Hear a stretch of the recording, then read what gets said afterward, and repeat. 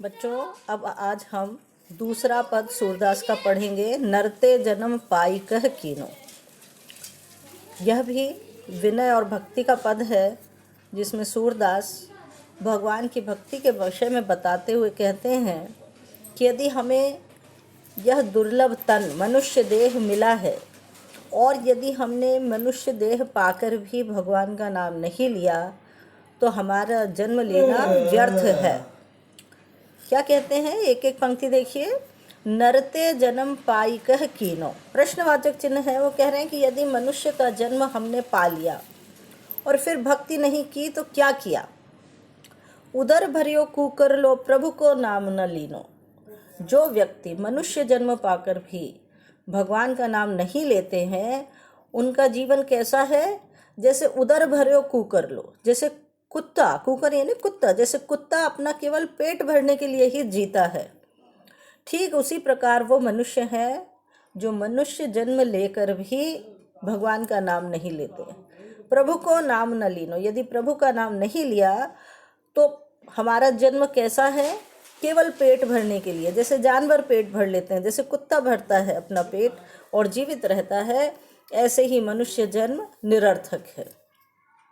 श्री भागवत सुनी नहीं श्रवणनि, गुरु गोविंद नहीं चीनो।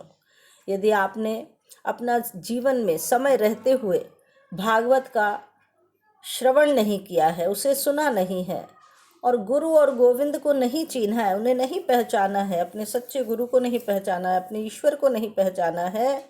भाव भगति कछु हृदय ना उपजी, मन वश्या में दीनो।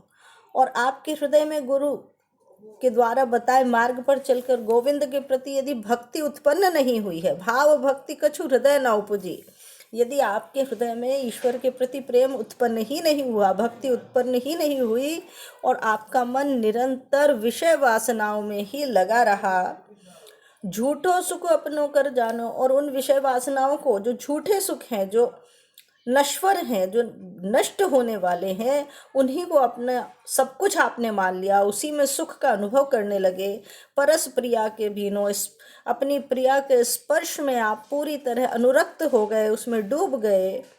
तो ये सारी क्रियाएं कैसी हैं कि अघ को मेरु बढ़ाए अधम तू अंत भयो बलहीनो। तुम इन सब विषय वासनाओं में लगे रहते हुए तुमने अपने जीवन में क्या किया, अघ यानी पाप, पाप का सुमेरु पर्वत की तरह बढ़ा लिया। हे मूर्ख मनुष्य, तुमने इन विषय वासनाओं में डूबे रहते हुए इन्हें ही अपना सच्चा सुख मानकर जो जीवन व्यतीत कर दिया, व्यर्थ कर दिया, उससे तो तूने क्या किया, अघ को, पाप को इतना बढ़ा लिया मानो सुमेरु पर्वत के समान बहुत ज़्यादा पाप का ढेर लगा लिया।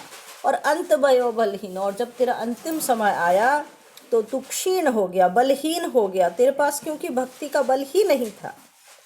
लख 84 जोनि भरम के फिर वाही मन दीनो। और उसका परिणाम हुआ कि 84 लाख योनियों में भ्रमित होकर, वहाँ आवागमन के चक्र में पड़े रहकर, बार बार किसी न किसी योनि में जन्म लेते हुए, फिर मृत्यु को प्राप्त होते हुए, फिर अपने कर्मों के अनुसार पुनर्जन्म को प्राप्त करते हुए, फिर वाही मन दीनो, मन फिर भी वही लगा रहा। उसके बावजूद तुझे सबक नहीं मिला कि भाई ईश्वर की भक्ति के बिना यह जीवन व्यर्थ है, इस बात को तू अंत तक जान ही नहीं पाया। तो सूरदास जी कहते हैं, सूरदास भगवंत भजन बिनु ज्यों अंजलि जल छीनो। इसलिए सूरदास समझाते हुए कह रहे हैं कि भगवंत भजन बिनु, भगवान के भजन के बिना यदि हमने मानव जीवन प्राप्त करके भी ईश्वर की भक्ति नहीं की, उनका नाम स्मरण नहीं किया, उनका भक्ति भाव से भजन नहीं किया, तो व्यक्ति का जीवन ठीक उसी प्रकार धीरे धीरे करके नष्ट और निरर्थक हो जाता है, जैसे अंजलि में भरा हुआ जल।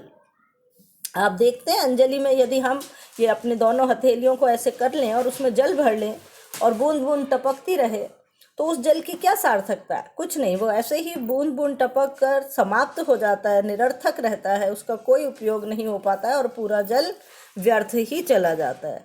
ठीक इसी प्रकार यदि मनुष्य जन्म होते हुए भी, क्योंकि बहुत सारी योनियां हैं, 84 लाख योनियों में कहते हैं कि व्यक्ति अपने कर्मों के अनुसार भ्रमित होते हुए उनका परिणाम भुगतने के लिए अलग अलग योनियों में जन्म लेता है, और बहुत सारे जब पुण्य करता है तब उसे मानव जन्म मिलता है।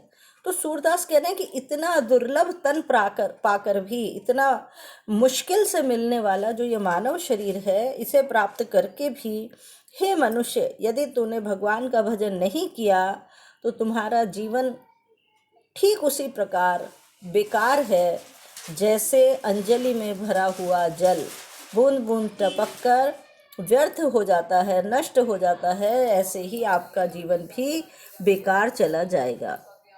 इस प्रकार से सूरदास ने इस पद में ईश्वर की भक्ति का महत्व दर्शाया है कि अंत में हमारे जीवन में भक्ति ही काम आती है, उसी से मनुष्य जीवन में उसका उद्धार हो सकता है। यदि हम व्यर्थ की विषय वासनाओं में, मोह माया में उलझे रहे तो हमारे जीवन में कभी भी मुक्ति नहीं मिल सकती, हम निरंतर उसी में भटकते ही रहेंगे।